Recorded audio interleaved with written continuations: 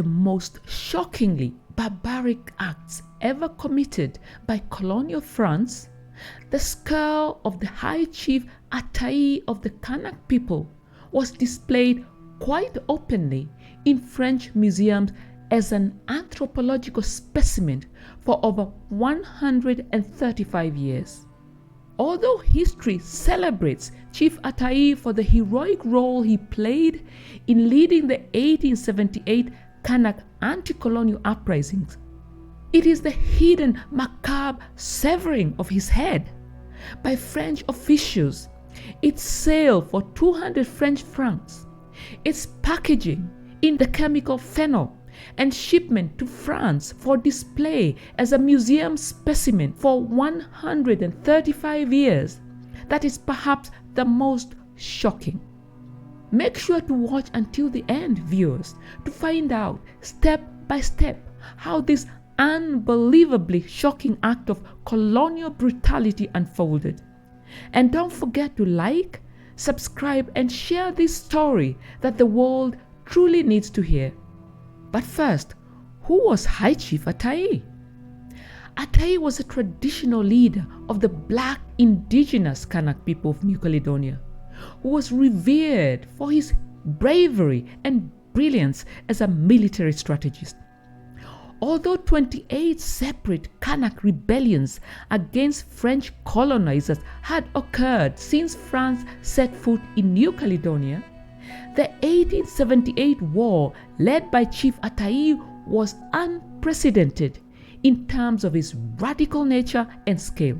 What triggered the uprising?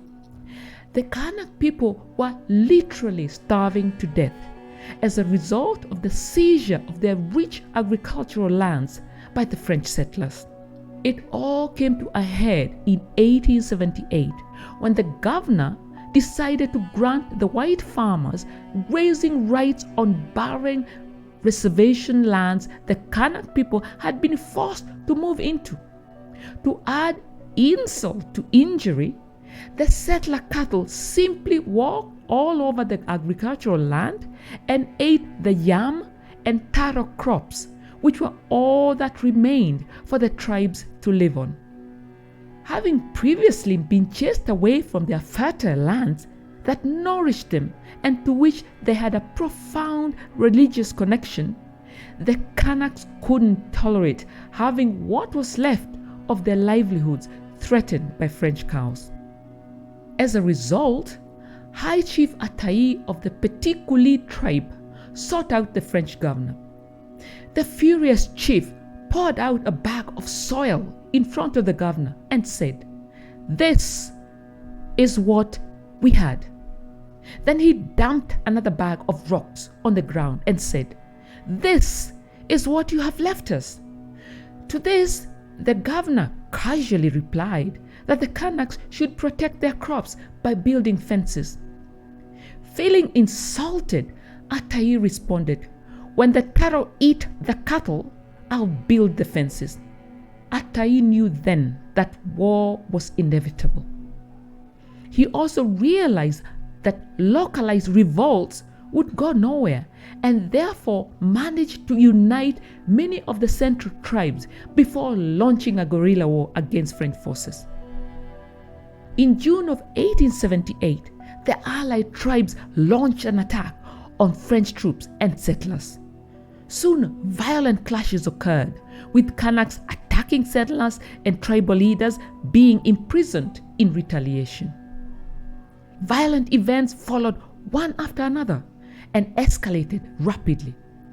Settlers, farms, and the military were targeted by Kanak warriors, followed by French military reprisals, which included imprisonment and the destruction of villages and crops.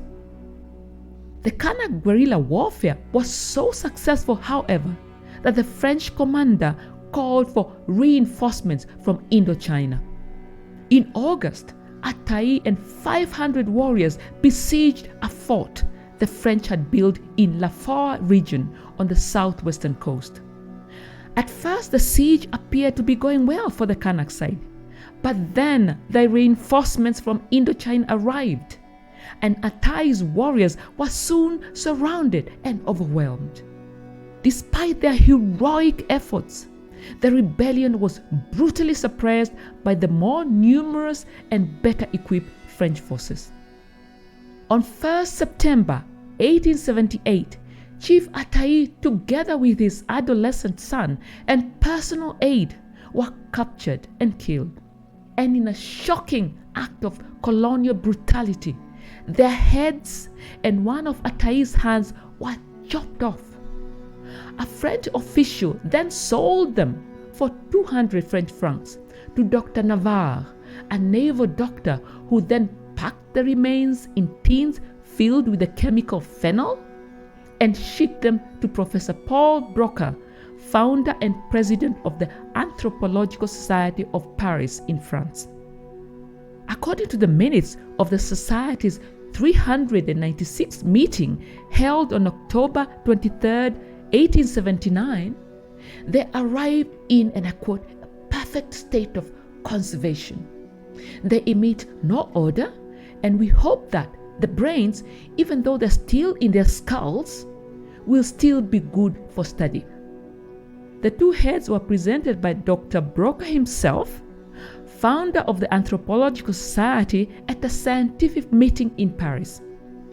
Chief Atai's brain had been stripped of flesh, and the brain they were so keen to look at, after which the head was cast in bronze by Felix Flondinet. The dismemberment and analysis of the brains led them to becoming, in the eyes of French scientists, fascinating anthropological specimens. The skull was then kept with the Anthropological Society's collection of skulls in the Faculty of Medicine in Paris, and then transferred to the museum known as Musée de l'Homme in 1951. Not surprisingly, this treatment of the revered traditional chief as a museum specimen was deeply offensive to the Kanak peoples, because Atai was and remains not just a historical figure, but also a symbol of the Kanak people's resistance and resilience. Over a century later, after growing pressure from Kanak activists and the international community, France finally agreed to return Atai's skull to New Caledonia. This is a righting of a wrong that has been very long in coming. On 1st September 2014, 136 years to the day after the death of the chief and his companion, the remains were received overnight at the Tontuta airport and then transported to the Petit Coulee tribe in Saramea region, where the population was able to come and pay their respects.